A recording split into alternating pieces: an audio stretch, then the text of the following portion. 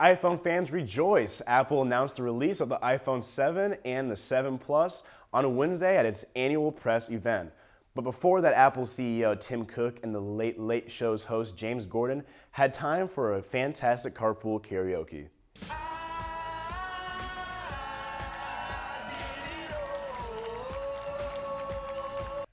So I'm roughly 100% sure that Tim Cook has never heard that song before. That's way too mainstream for a company that prides itself on thinking different. Like, play some Creedence Clearwater Revival, or he looks like a Carole King type of guy. He knows every word. But One Republic? The guys that opened for the Broncos-Panthers game? No.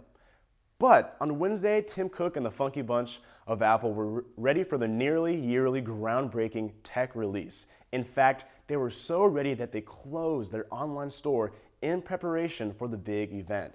That big event was in 3 parts. The most viral part were the headphones, or lack thereof. The new iPhone 7 will not have the iPhone headphone port. Their new AirPods will be sold for, wait for it, $160. And you thought those $20 earbuds were pricey?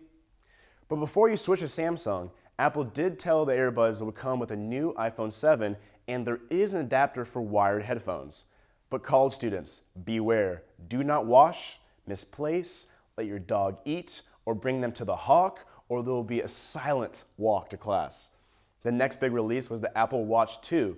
This one a little less unexpected, but know what that means, who knows? Actually, affordable original Apple Watches. The new Apple Watch isn't that much different, but not so surprisingly, just enough that it will be on the top of many holiday wish lists.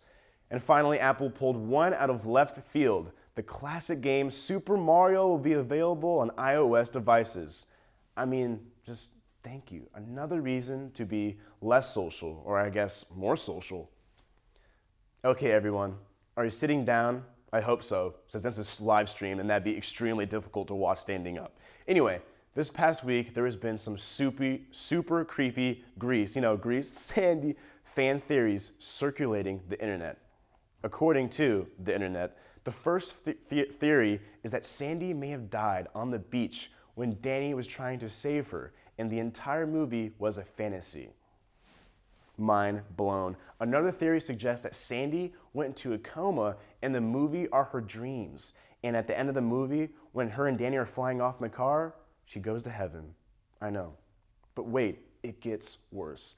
The last theory, and most disturbing, is that Sandy committed suicide. Goodbye, Sandra Dee. And the entire movie is how sweet, innocent Sandra Dee wanted everything to go. I mean, these conspiracy theorists have been watching way too much Stranger Things. Like, were they watching Stranger Things and the next thing that came up was watch Grease? Who knows?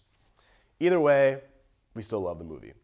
Finally, Donald Glover, otherwise known as Childish Gambino, great rapper, has been starving us of some new jams, but he has been working on what might be the best new show of the fall, Atlanta.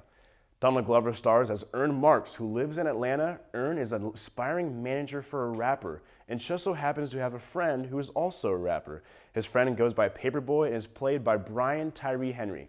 Paperboy and Ern's are cousin, who, let's just say, have a different view on the art scene in Atlanta.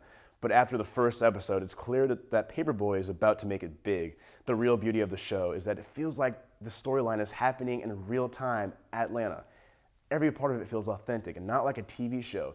It feels like this is actually Hotlanta. The story we hear in Kansas and those don't know about Atlanta don't know about.